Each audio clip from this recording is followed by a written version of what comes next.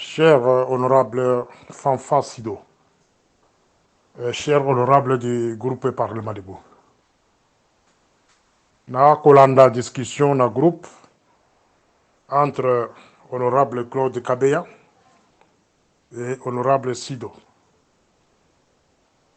Entre eux, il y a Pamoussous Bako pour soutenir que ses camarades de Félix mission naye Esaïe qui a concrétisé la balkanisation du Congo. Honorable Kabeya a le dit non, et Fanfasi Dozo Kolobake oui, c'est bien lui qui est venu concrétiser la mission. Analysons ensemble. Analysons ensemble. Depuis l'arrivée de l'AFDEL de l'IDPS au pouvoir, en 2019, le 24 janvier 2019, jusqu'à aujourd'hui, Bola Kisabiso place Kabila a créé guerre dans Bokawana. Bola Kisabiso place Kabila a détourné Mbong dans Bokawana. Je parle de 2019 jusqu'à aujourd'hui. Ceux qui ont mis les brouettes dans le groupe Kangamba. Donc, de point par point, Bola Kisabiso depuis 2019 jusqu'à aujourd'hui. Moutoumoko ya Kabila, il y a famille Kabila, famille politique, s'il vous plaît. Oyo a détourné Mbongo depuis 2019 jusqu'à aujourd'hui, Bakangete. Bola Kisabiso famille Kabila. Oyo a créé rébellion en Bokawana. Mes chers amis, membres de l'IDPS, s'il vous plaît, je ne sais pas ce qui depuis 2019 va entourer camarade de Félix, marabout le féticheur peut-être va voter Binonyos. Parce que vous n'avez plus la tête pour bien raisonner, réfléchir sur la situation du pays. Attaquer Kabila, l'ère que nous sommes, c'est faire le jeu de Kagame, c'est faire le jeu de Museveni, c'est faire le jeu de président Kenya, de se faire le jeu de Tutsi, de l'Est de l'Afrique. C'est faire le jeu de multinationales américaines, particulièrement les démocrates. C'est faire le jeu de Macron, le président français. C'est faire le jeu de l'Union africaine et l'Union européenne. Ce n'est pas le moment d'attaquer Kabila. Période 5 camarade de Félix qui est Kangela Biso Kabila. Zongsi Biso Kabila la Rwanda. Il y a Benga Kabila partenaire. Ça, je parle aux brouettes de l'IDPS. Erto Senga que Bozong sa Kabila na Rwanda. Bozong sa Rubero na Rwanda. Bizima na Rwanda. Gizaro na Rwanda. Obedo Basira na Rwanda. Parmi vous, les gens de l'IDPS, à côté de camarade de Félix Bolobanini, il est partenaire fiable. Lui-même, camarade de Félix, Abenga Kabila, partenaire fiable. Camarade de Félix, il a logé Bizima Karada, hôtel Rotana. Il faut tout le mélanger. Il a laissé Roubert à côté de sa femme. Gizaro a intégré l'IDPS. Gizaro a mis député à l'IDPS. Gizaro est un Rwandais de père et mère. Bato ya kwateke nde bangwana kotanga, chers amis. Soki ba kosenga bino lelo na moi ke noboke de kwateke résistance à Kabila. Boyebi conséquences au boko sala. Hein, mes amis de l'IDPS. Force du progrès. Je kobeya. Soki na sisa na ko benga. Bazale ko bino na nerer. Bozale na minduki te. Kabila za na minduki. Armée bozo komona na mboka wana. Armée wana. C'est laissé par Kabila. Bon, si vous évaluez l'armée wana, boyebi combien baza pour Kabila, baza contre Kabila. Armée wana kaka, ba petit militaire wana. Garde républicain Kabila, tika la kala kuna na kala chachu wana. Bo panza ba wana ba unité mosusu. Est-ce que si boyebi état d'esprit na bango? Il y a plus de 4000 hommes baza dans la ville de Kinshasa. 2000 oyo Mbemba akotisa bamosusu bayaki na mutu na Lusadisu bamosusu bauti kokota il n'y a pas longtemps. Est-ce que bozo contrôle vie de Kinshasa pour les gens de l'IDPS? Est-ce que boyebi état d'esprit bato bakoti na mboka wana bakoramase bino moko moko bakoboma bino bokolela bobana kosala ministère international ka intervenir bakosala bino nde bakosala bato ya nini ya Gaza les Palestiniens bomoni façon bakobasacrer bango na monde entier mutu bakoyebela bango te. C'est ça l'IDPS, c'est ça les sorts que vous allez subir dans ce pays-là. Bazali kokosa bino au lieu de s'occuper de votre survie, au lieu de s'occuper de la gestion du pays, au lieu d'attaquer votre chef, le gouvernement, mais vous allez attaquer quelqu'un qui n'a rien à voir avec la gestion du pays. Est-ce que vous pensez Kabila Zali? Est-ce que vous pensez Kabila Zali? Vous avez pays de Kabila Zali qu'on vend pour le moment. Bisoto et place à Zali, mais tu c'est binote. Il n'a rien à voir avec vous autres. Il a quitté le Congo pour se réfugier ailleurs. Alors pourquoi il a attaqué sa résidence, par exemple? Bazali Koko Sabino, chers amis. Bazali Koko Sabino. Soit les dirigeants de l'IDPS, particulièrement Kabouya et le consort, vous êtes des complices de la rébellion des Rwandais dans ce pays-là. Vous voulez servir la paix populaire comme en 1997, de la manière que l'IDPS avait servi à paix populaire à l'AFDEL, de la manière que l'IDPS avait servi la paix populaire à RCD en 2001, 2004, pour que RCD bazoue le pouvoir, de la manière que vous avez encore facilité RCD bazoue en force en 2019. Ce sont eux qui dirigent le Congo aujourd'hui. Et vous allez attaquer un innocent qui n'est même pas au pays. Vous allez attaquer sa résidence. Est-ce que vous avez le contrôle Yabatou Bazana Mbokawana? Est-ce que vous avez le contrôle Yabatou Bazana Mbokawana? Et là, c'est ça la politique que l'idée de PES commence. Donc, vous avez la politique à Bichikile Touboy. Prétexte que Esopana, Tolokota. Le plus grand perdant, c'est bien vous. Et Belé Bakouanga l'a caché à IDPS. Et Belé Bakouanga l'a caché à IDPS. Quand ça va barder dans ces pays-là, la plupart des combattants, Bakouanga l'a qu'ils habitent tout ça à IDPS. De la manière, Bakouanga l'a cage. Après l'arrestation de Jésus-Christ, et Bakangi Jésus, la plupart de ses disciples, Bakouanga. C'est ça le sort qu'ils ont réservé pour la vie. Vous ne savez pas la colère sur vous, mes chers amis. Les gens pensaient que la frustration va vendre pendant 5 ans, 6 ans. IDPS. Frustration va abandonner Bino. Beaucoup de malheureux, des mendiants.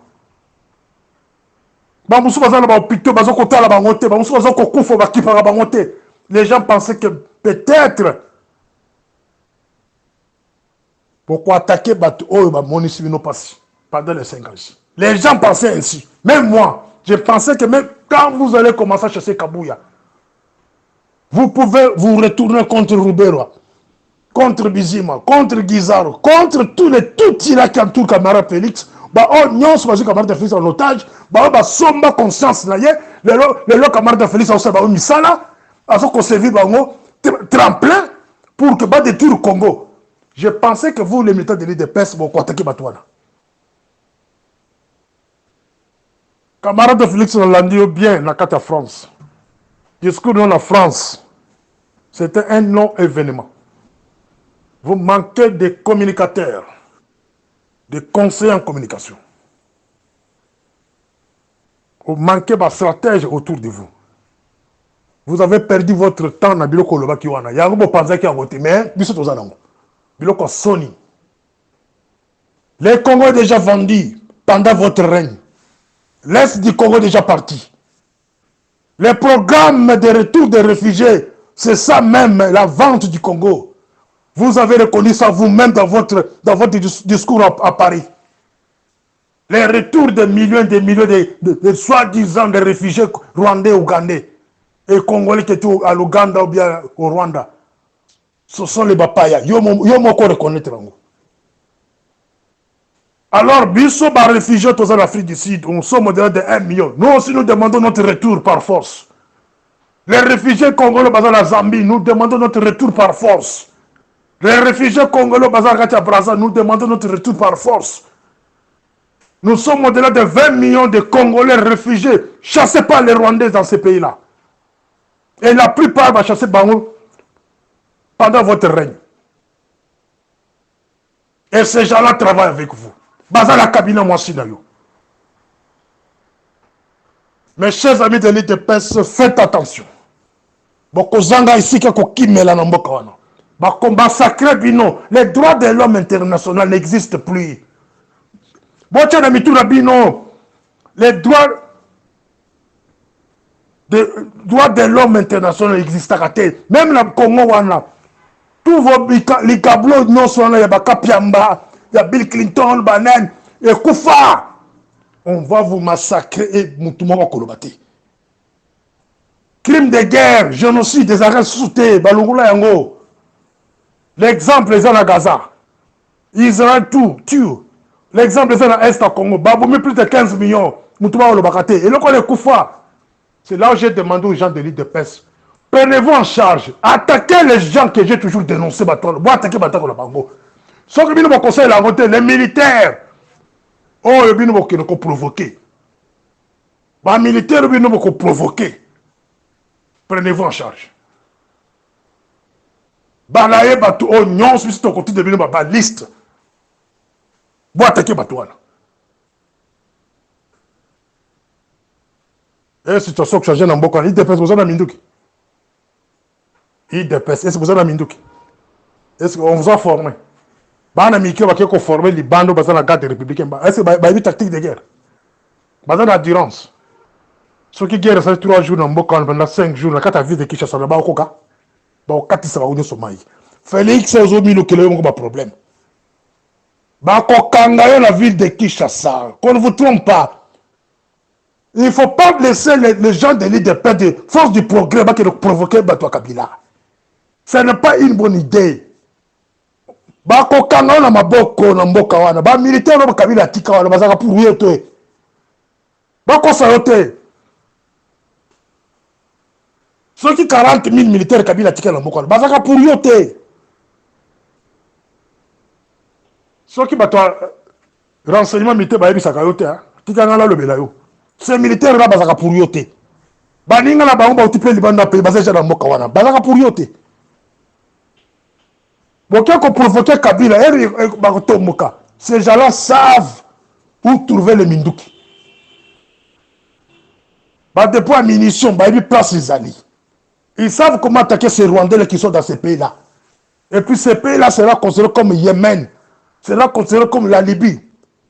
Je peux dire que c'est ça la mission. Votre mission finale, c'était ça.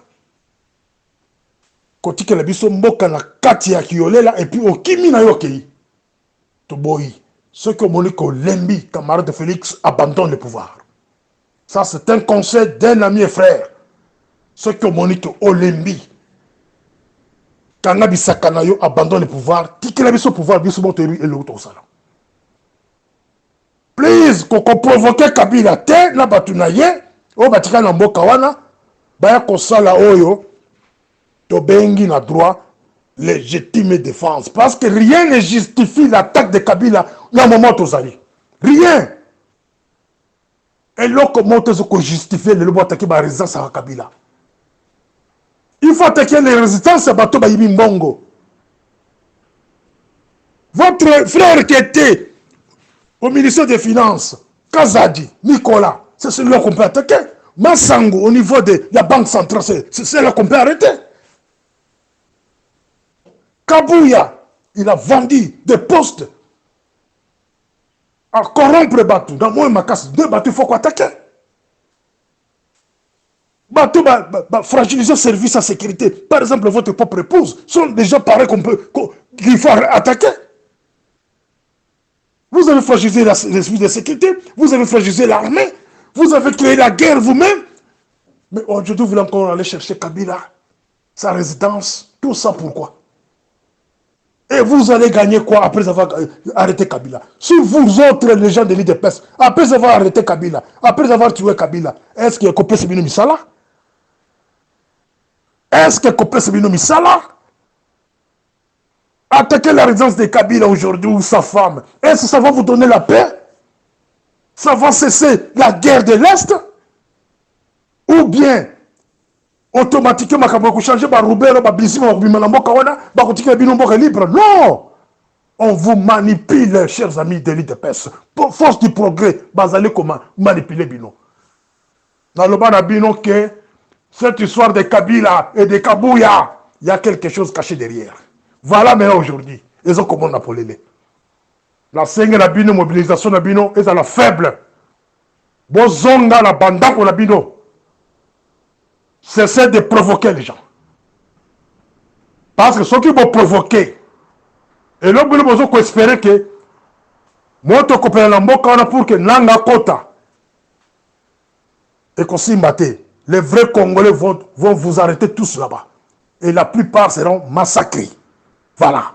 Morning Star. Voilà. Deuxième audio combattant parti de Zoko. Félix, ma présé belé Afrique, na ma présé en Europe, va comprendre que Félix est un aventurier, c'est un escroc. Alinga simbi sa communauté internationale touche. Azolo ba la communauté internationale va sanctionner Rwanda na ba sanction. Mais et pourtant bino moko Congo nan bo pesa Rwanda sanction te.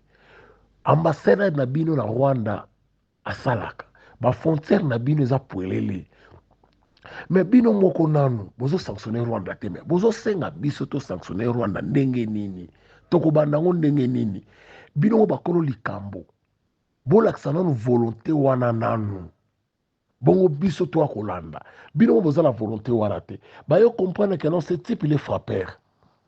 Na kopi na salaka ya ba papier ya koyibaka peuple congolais alinga yiba biso pe ba occidentaux. Ba occidentaux te baza ba maître kolekai. Po mundele mtalakisa bino koyiba. Abitala mwana mukio alinga lakisa biso nde bayibaka. Azobisa tout pesa Rwanda ba sanction mais Congo ye moko azopesa Rwanda ba sanction te. Frontière na bango eza poelele. Bango moko bazo nommer na ba Rwandais oyo ba uti pa Kagame baza na gouvernement na ye Félix baza tina ndaku na ye.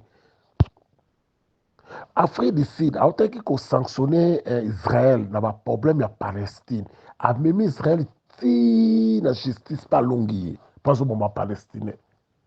Mais est-ce que Afrique du Sud la mona rande ba Rwanda ba boma ba Congolais te? Est-ce que so mona Afrique du Sud que le website que notre ma Rwanda tout que c'est ba sanction? Pourquoi? Par comprendre que le président ce type n'est pas sérieux, c'est un aventurier. To aider mutaza aventurier bo ndenge nini? Yemo kaza bien placé à repérer sa sanction, ça bien placé aussi sa guerre. Mais pourquoi pas au Congo? Azo travailler na ba Rwanda. Ba soda ya SADC, ya Afrique du Sud ba sali d'investigation à est ba ko comprendre rapport dans ce pesa bino be formation za sir. Ba pesi rapport na bango na Afrique du Sud. Ba ko comprendre que la guerre wana eza bango moko gouvernement congolais ba na kati. Que soki ba militaire sud-africain ba meki ko sala face ba okufe belé ndenge ba boma ba Zimbabwe na tanga musée le père ba comprendre ka guerre wana te ba kotaka kaka boule ke ba Zimbabwe ba kufe belé ndomoni ba sud-africain ba arrêter na l'investigation so sali guerre oyo eza bango moko gouvernement place pe ba ko comprendre Félix nem tazo tindaka batu ba ke de ko ravitailler M23 nanga abimi na gouvernement azupe vol a keita koti na Rwanda gouvernement bango etiki abima kende batu bazo landa ya PPRD bazo bima na gouvernement bango bazo kende tikuna est-ce gouvernement bango aza renseigné na téléphone que bato yo bazo kende ko ravitailler M23 parce que c'est lui-même président actuel nem tazo tinda bango kuna parce que ça soifé de l'argent. Félix Tshisekedi nyonso wana mpo aprotéger mwasi na ye mama Denise Nyakero mpo mama Denise Nyakero aza Rwandais Nyamulenge yango Félix ntango akende na Londres alobi no banyamulenge baza bandeko na bino mpo aprotéger mwasi na ye ayaki te mpo aprotéger bino peuple congolais aprotéger mwasi na ye barwandais balesaka mibali biloko na munoko balesa Félix eloko Félix na mama Denise babota te pour vendre nazo pesa no information bana nyoso bomona baza tala bilongi te mon frère bana baluba balandaka bilongi botala bana basi wana ya Félix ata elongi moko ya famille ya Kisekedi ezwa te ezala kota mama Marthe ata mwana moko te ya Félix azo elongi ya kota Félix eza bana ya Denise Nyankero Félix akotakaki Mario epai ya Denise Nyankero na poto abandaki kosala te akotakaki Mario nde Denise nde asala ye makambo nyonso to bomonaka Félix akendaka azongaka se Denise Nyankero nde akompenseki azalaki mwasi malamu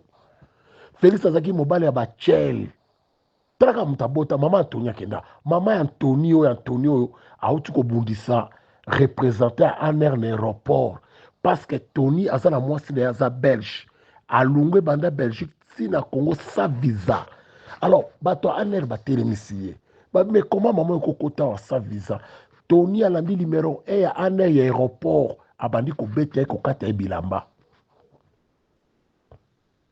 ale rapport ekomi pa papa na ye papa na azosenga représentant numéro 1 aner ya aéroport azosenga ye bapardon mais nakokama peti wana Tony soki yo oyokolakisa ke osala histoire ya Saddam Hussein to ya niwa mais mon frère bato wana basalaka histoire wana parce que à l'époque là Facebook ezalaka te WhatsApp ezalaka te TikTok ezalaka te mais bino boye na moma oyo monde ezokoévolue tokomi na numérique tokomi na smart bino boka kokosa biso na niveau ya smart c'est petit oza mwana makangu kende koluka esika mama na yo azali soki mama na azalaka wapi kende